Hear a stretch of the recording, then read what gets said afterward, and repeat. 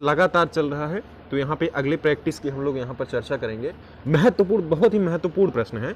इन प्रश्नों को आप बिल्कुल बारीकी से देखिएगा और एक एक शब्दों को ध्यान से सुनिएगा, क्योंकि एक ही प्रश्न से आप देखेंगे कि कई सारे प्रश्न जो है आपके कवर हो रहे हैं। तो इसलिए इन चीज़ों को देखिए। और जो भी हमारे मित्र चैनल पर पहली बार आ रहे हैं उन लोग चैनल को सब्सक्राइब कर लें, ताकि आपको वीडियो का नोटिफिकेशन आसानी से प्राप्त हो सके। देखिए, एक पहला प्रश्न अगर हम देखें तो भारत में वंदे मातरम पत्रिका, ये बहुत महत्वपूर्ण पत्रिका है, इसको ध्यान रखने योग्य है। ये एक अंग्रेजी समाचार पत्र है, अंग्रेजी समाचार पत्र था, जिसका एक तरह से प्रकाशन जो है वो 1906 में पहली बार किया गया। और इसकी अगर शुरुआत की बात करें तो एक साल पहले इसकी शुरुआत की गई थी 1905 में। ये चीज़ ध्यान रखिएगा। और इसकी शुरुआत करने का श्रेय किसको जाता है, ये इसमें प्रश्न में पूछा गया है कि स्थापना किसने की थी। तो सीधी सी बात है, यहाँ पे जो सही आंसर हो जाएगा दोस्तों वो हो जाएगा Aurobindo Ghosh. Option number C सही हो जाएगा।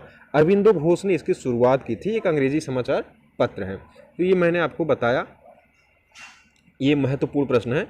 अगर अगले प्रश्न की बात करें कि भारत में आयकर को कहा जाता है, जो भारत में आयकर है, जो इनकम टैक्स है, जिसको हम लोग क्या करते हैं, पे करते हैं, वो इनकम टैक्स क्या कहलाता है, भारत में उसे क्या कहते हैं, ये प्रश्न पूछा गया है। बहुत महत्वपूर्ण प्रश्न है, आपके अर्थशास्त्र क्षेत्र से पूछा गया है। तो इन ऑप्शंस को एक बार देख लीजिए। प्रत्यक्ष और समानुपाती, प्रत्यक्ष और प्रगामी, अप्रत्यक्ष और समानुपाती, अप्रत्यक्ष और प्रगामी। तो जो आयकर होता है दोस्तों, वो इसको आपने पढ़ा है। आयकर क्या है, ये प्रत्यक्ष कर है। प्रत्यक्ष कर क्या होता है, जो सीधे सीधे कर देने वाले दाता को महसूस हो, जो कर दे रहा है वो उससे सीधा वसूला जाए, तो वो प्रत्यक्ष कर होता है। जिसमें हम लोग जानते हैं कि प्रत्यक्ष कर में आपका जैसे निगम कर हो गया, ब्याज कर हो गया, आय कर हो गया, ये सब प्रत्यक्ष कर हैं। और अप्रत्यक्ष जो इनडायरेक्टली आपसे वसूला जाता है, जैसे आप कोई वस्तु खरीद रहे हैं, सामान आपको पता नहीं लगता, लेकिन आपने वहाँ पर कर जो है वो दिया है, टैक्स दिया है। तो भारत में जो आय कर है, सबसे पहले तो वो है एक प्रत्यक्ष कर है।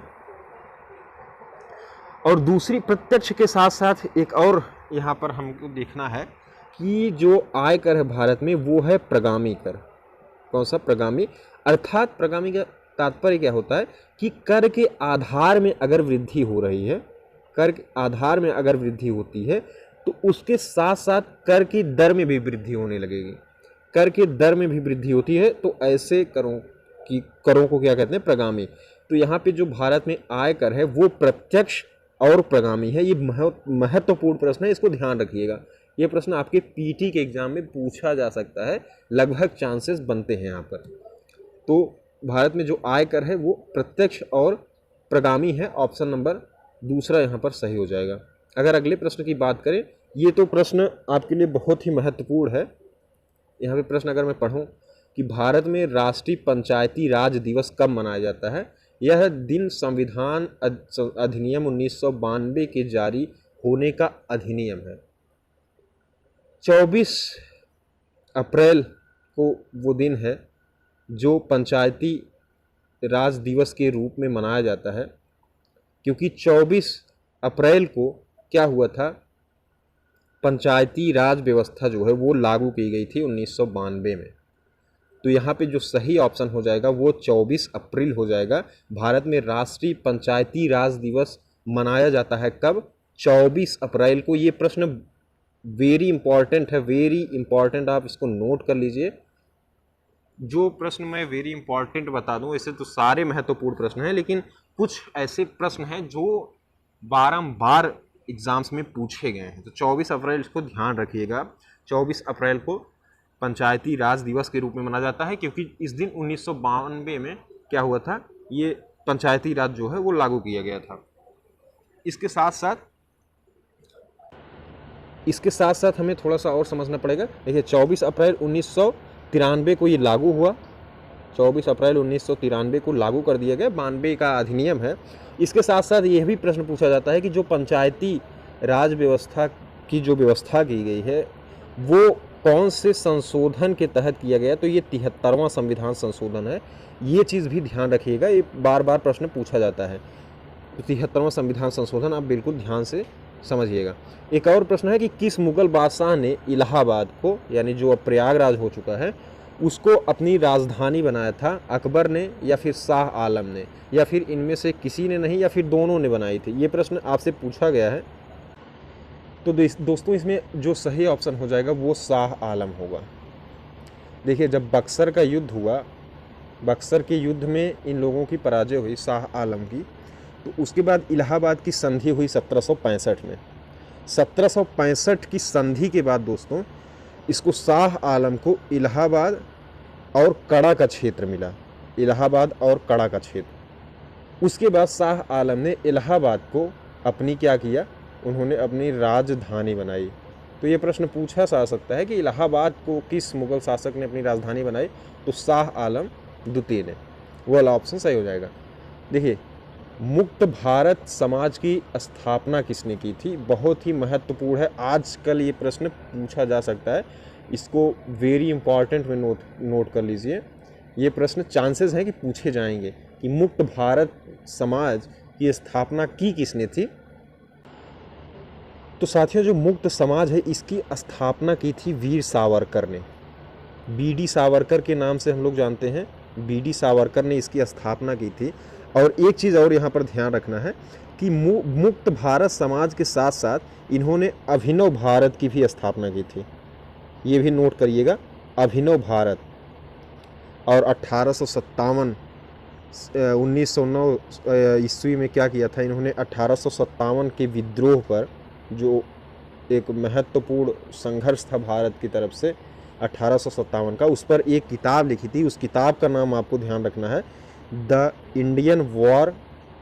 ये किताब आप ध्यान रखिएगा, the Indian war of independence 1857, the Indian war of independence 1857। VD Savarkar के द्वारा ये लिखी गई है 1909 में। बहुत महत्वपूर्ण पुस्तक है।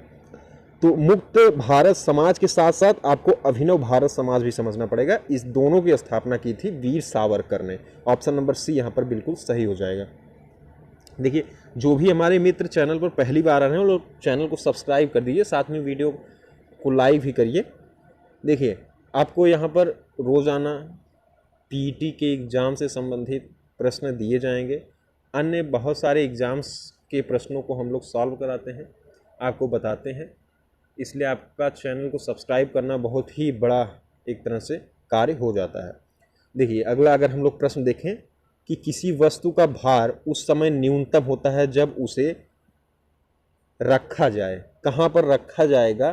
तो उस वस्तु का भार न्यूनतम होगा यानी कम होगा। देखिए यहाँ पे आपको किस संबंध में प्रश्न पूछा जा रहा है, किसके सापेक्ष? देखिए किसी वस्तु का भार जो है, किसी वस्तु का भार कम कहाँ होता है? वस्तु के भार का जो डिसीजन होता है, जो डिसाइड करता है, वो गुरुत्वाकर्षण करता है। गुरुत्वाकर्षण। अगर आप पृथ्वी के क्षेत्र को, पृथ्वी की कक्षा से बाहर चले जाएंगे तो आप कितना भी भारी होंगे, आप वहाँ शून्य भार जो है महसूस करेंगे। यानी सीधी सी बात यहाँ पर यह है कि गुरुत्वाकर्षण के द्वारा ही आपके भार का निर्धारण होता है। अगर आप यहाँ पृथ्वी पर 10 मतलब एक तरह से 60 किलो के हैं, तो यदि आप चंद्रमा पर चले जाएंगे तो वहाँ पर आपको जो भार महसूस होगा वो 10 किलो का होगा। यानी पृथ्वी के 1/6 वहाँ पर गुरुत्वाकर्षण है। इसलिए ये चीज़ ध्यान रखिए यहाँ पर जो पूछा जा रहा है प्रश्न कि सबसे न्यूनतम भार कहाँ पर होगा, इसका मतलब सीधा सा है कि पृथ्वी के किस भाग पर गुरुत्वाकर्षण सबसे कम होगा, वहीं पर किसी व्यक्ति या किसी वस्तु का भार न्यूनतम होता है। तो मैं अगर आपको यहाँ पर बताऊं, देखिए साथियों यहाँ पे ऑप्शन के हिसाब से देखिए पृथ्वी पर जो है, पृथ्वी के ध्रुवों पर, चाहे वो उत्तरी ध्रुव हो या फिर दक्षिणी ध्रुव हो, इन दोनों ध्रुवों पर जो गुरुत्व है, गुरुत्वाकर्षण बल है, वो सर्वाधिक होता है। इसकी अपेक्षा जो विषुवत रेखा है वहाँ पर कम होता है। लेकिन पृथ्वी से अगर हम लोग ऊपर जाएं या फिर पृथ्वी के अंदर, पृथ्वी के केंद्र में जाएं, जैसे यहाँ पर देख सकते हैं कि ये पृथ्वी है और ये पृथ्वी का केंद्र है, तो पृथ्वी के केंद्र में अगर जाएं या फिर पृथ्वी के सतह से ऊपर जाएं तो गुरुत्वाकर्षण कम होने लगता है। तो यहाँ पर एक चीज़ ध्यान रखिए, ऑप्शन में जो दिया गया है वो आपका दिया गया है कि पृथ्वी के केंद्र पर, तो यही वाला ऑप्शन बिल्कुल सही हो जाएगा। अगर हम पृथ्वी के केंद्र पर चले जाएं, यानी एकदम पृथ्वी के केंद्र बिंदु पर जाएंगे, तो वहाँ पर गुरुत्व जो है वो शून्य होता है, तो वहाँ पर जो है किसी वस्तु का भार जो है वो न्यूनतम होगा। ऑप्शन नंबर डी यहाँ पर सही हो जाएगा। अगर अगले प्रश्न की बात करें तो यहाँ पे ये प्रश्न दिया गया है कि निम्नलिखित में से कौन सा पदार्थ समुद्र जल से निकाली गई है? चूना पत्थर, बलुआ पत्थर, कोबाल्ट या फिर ब्रोमीन। तो मेरे साथियों जो ये ब्रोमीन है, ब्रोमीन Br, ये समुद्री जल से प्राप्त किया जाता है। अगर इसमें समुद्र में मुख्यतः अगर हम इसकी बात करें तो ये MgBr2 के रूप में पाया जाएगा, Br2 के रूप में पाया जाता है, और ये ब्रोमीन लवण के रूप में 0.006% मात्रा में पाया जाता है। तो यहाँ पे ये चीज़ ध्यान रखिएगा कि समुद्र जल से जो मिलता है वो ब्रोमीन होता है। Option number D. एक और प्रश्न अगर देखें कि निम्न में बैक्टीरिया जनित रोग नहीं है, यानी बैक्टीरिया से वो रोग नहीं है, ऑप्शन में क्या क्या दिया गया है कि आंत्र ज्वर, प्लेग या फिर डिप्थीरिया या फिर दमा। तो साथियों अगर ऑप्शन को यहाँ पर देखें तो जो ये ऑप्शन दिया गया है आंत्र ज्वर, प्लेग, डिप्थीरिया, ये तीनों जो है ये होते हैं जीवाणु से। किससे होते हैं? बैक्टीरिया से होते हैं, जीवाणु से होते हैं। लेकिन अगर यहाँ पर दमा की बात करें, जिसको हम लोग अस्थमा के नाम से जानते हैं, तो ये एक संक्रमण रोग होता है। क्या होता है? ये संक्रमण रोग होता है। इसमें क्या होता है, मनुष्य के फेफड़े में दोस्तों एक कवक जो है वो पहुंचकर वहाँ पर जाल बना लेता है। उस कवक का नाम अगर मैं आपको बताऊं तो उस कवक का नाम क्या है? एस्परजिलस फ्यूमिगेटस, इस नाम का कवक है, और ये फेफड़े में जाकर जाल बना लेता है वहाँ पर।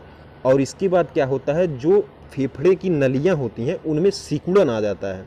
उसमें क्या है, उसमें सिकुड़न आ जाता है। इसके बाद सांस लेने में व्यक्ति को बहुत तकलीफ होती है, बहुत परेशानी होती है। तो यहाँ पे ये एक चीज़ मैंने आपको बताया कि जो दमा है वो कवक से होता है, बाकी ये तीनों रोग जो हैं ऊपर दिए गए हैं वो आपके बैक्टीरिया से होते हैं। अगर अगले प्रश्न की बात करें कि कौन सी अनुसूची जो है, कौन से अनुसूची के तहत अनुसूचित क्षेत्रों और जनजातियों के प्रशासन और नियंत्रण के लिए प्रावधान किए गए हैं।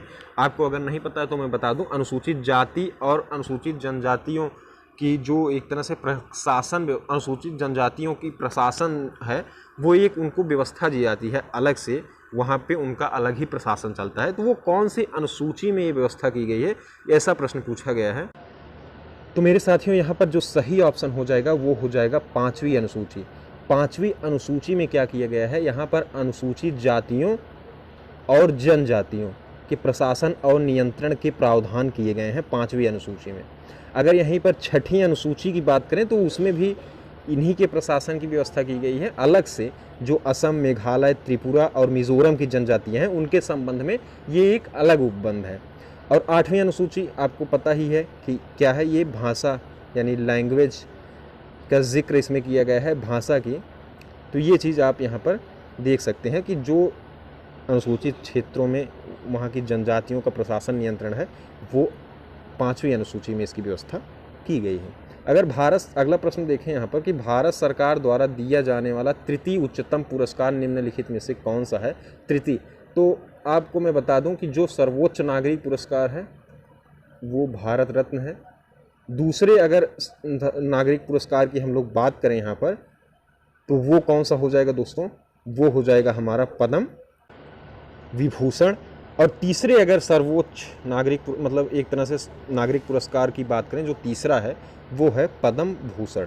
तो यहाँ पर मैंने आपको बता दिया कि पहला भारत रत्न है, दूसरा पद्म विभूषण, और तीसरा आपसे पूछा गया तृतीय उच्चतम पुरस्कार कौन सा है, तो ये है पद्म भूषण। कौन सा है? पद्म भूषण। यही वाला ऑप्शन सही हो जाएगा।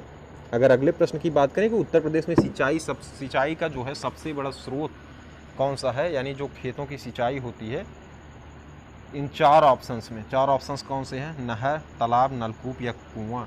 इन 4 ऑप्शंस में से सबसे बड़ा जो सिंचाई का स्रोत है वो कौन सा है? यूपी में ये प्रश्न पूछा गया है।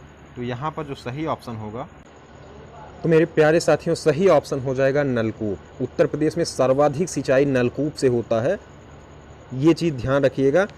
पूरे सिंचाई का 73.2% नलकूप से किया जाता है और लगभग 18% नहर से सिंचाई होती है और शेष जो बचता है 8-8.5% तालाबों से और आज के समय में लगभग 0.3% जो है वो कुएं से होता है। तो सर्वाधिक जो सिंचाई का स्रोत है वो नलकूप हो जाएगा। यहाँ पर ऑप्शन नंबर तीसरा सही हो जाएगा। अगले प्रश्न की अगर बात करें, बहुत महत्वपूर्ण प्रश्न है कि बुद्ध ने अपना पहला उपदेश कहाँ दिया था। ये प्रश्न आसान भी है और महत्वपूर्ण भी है, क्योंकि सभी लोगों को पता है कि भगवान बुद्ध ने अपना पहला उपदेश दिया कहाँ, तो उन्होंने दिया था वाराणसी में ही वो स्थान है और उस स्थान को हम लोग सारनाथ के नाम से जानते हैं। ऑप्शन नंबर बी सही हो जाएगा। यहाँ पर सारनाथ में इन्होंने अपना पहला उपदेश जो है वो दिया था। अब एक और प्रश्न है, मिट्टी के कटाव से संबंधित है कि मिट्टी के कटाव में सर्वाधिक किस प्रकार की मिट्टी होती है जिसका कटाव सर्वाधिक होता है। क्या बलुई मिट्टी में या सिल्टी या मटियार या फिर तीनों में जो है मिट्टी का कटाव सर्वाधिक होता है। तो एक तरह से आप खुद यहाँ पर विचार कर सकते हैं कि जो बलुई मिट्टी होता है दोस्तों, बलुई मिट्टी आपने देखा होगा, इसकी एक खासियत है कि ये पेड़ों के जड़ों को जो है अच्छी तरीके से पकड़ नहीं पाता। बालू अगर आप ले लें, बालू को मैं अगर उदाहरण दूँ आपको, मुट्ठी में ले तो देखेंगे आप धीरे धीरे खिसकता जाता है। लेकिन अगर वहीं पे दोमट मिट्टी, काली मिट्टी, ये अगर आप हाथ में लें तो आप जितनी मात्रा हाथ में लेंगे मिट्टी के, वो उतनी मात्रा आपके मिट्टी में बिल्कुल मजबूती से पकड़ी रहेगी। लेकिन बलुई मिट्टी में ऐसा नहीं होता, वो जड़ों को ठीक ढंग से पकड़ नहीं पाती और इनका कटाव जो है वो सर्वाधिक होता है। तो ऑप्शन नंबर ए यहाँ पर बिल्कुल सही हो जाएगा। बलुई मिट्टी का सर्वाधिक कटाव यहाँ पर होता है। कंप्यूटर माउस किस प्रकार का डिवाइस है? देखिए, डिवाइस, इनपुट डिवाइस अगर मैं आपको बताऊं, इनपुट डिवाइस, आउटपुट डिवाइस। पूछा जा रहा है कि जो माउस है वो किस प्रकार का यहाँ पर डिवाइस है। तो देखिए, जिसके द्वारा कंप्यूटर में अंदर सूचनाएं भेजी जाती हैं, इनपुट की जाती हैं, तो वो इनपुट डिवाइस होता है। जैसे एक तरह से कीबोर्ड हो गया, माउस हो गया, और अगर हम बात करें तो जॉयस्टिक हो गया, स्कैनर हो गया, ये सब क्या है, ये इनपुट डिवाइस हैं। और आउटपुट डिवाइस जो हमें एक तरह से सूचनाएं अंदर से जो है बाहर प्रेषित करती हैं, जैसे मॉनिटर के द्वारा, VDU के द्वारा, स्पीकर है या फिर प्रिंटर है, ये सब क्या है, ये आउटपुट डिवाइस है। तो माउस का पूछा गया है तो माउस पे यहाँ पे सीधा आप इनपुट डिवाइस कर देंगे। ऑप्शन नंबर ए यहाँ पर सही हो जाएगा। एक और प्रश्न है कि निम्नलिखित में से कौन सा डेटाबेस सॉफ्टवेयर का एक उदाहरण है। ये प्रश्न पूछा गया है, महत्वपूर्ण प्रश्न है। यहाँ पे देख सकते हैं कि कौन सा डेटाबेस सॉफ्टवेयर का उदाहरण है। तो इसमें जो सही ऑप्शन होगा वो होगा ओरेकल। ओरेकल जो है ये एक डेटाबेस सॉफ्टवेयर है जिसको हम लोग एक तरह से क्या जानते हैं, RDBMS यानी डेटाबेस मैनेजमेंट सिस्टम। तो यहाँ पर ऑप्शन नंबर ए सही हो जाएगा। तो ये कुछ प्रश्न थे दोस्तों जो मैंने आपको बताए आज के सेशन में। इन प्रश्नों को 1 से 2 बार आप देखेंगे तो बिल्कुल अच्छी तरीके से आपको याद हो जाएगा। और अगला जो वीडियो हो मतलब कल प्रोवाइड होगा आपको, इसलिए आप चैनल को सब्सक्राइब ज़रूर कर लीजिए, क्योंकि रोज़ाना आपको वीडियो जो है वो मिलता है। तो चैनल को सब्सक्राइब करिए, वीडियो को लाइक भी करिए। आप सभी का बहुत बहुत धन्यवाद।